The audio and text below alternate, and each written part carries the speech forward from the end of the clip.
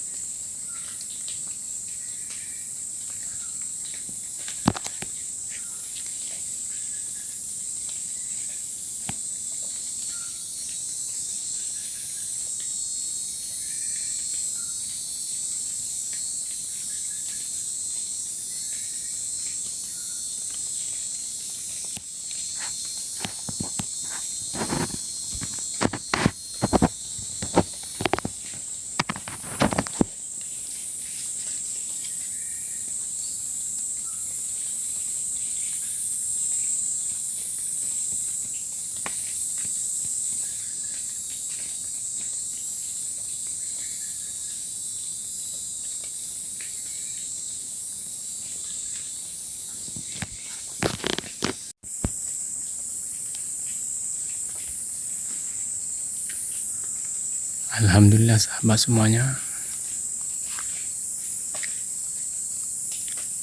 lingkungan kita bisa kita siapkan dalam setengah hari ya. Mudah-mudahan besok udah, kalau kita mau pakai udah bisa. Cuma kita tunggu aja dalam 1 atau 2 hari baru kita pakai, karena masih banyak terdapat jejak kaki kita, jadi ya mungkin aroma tubuh kita pun mulai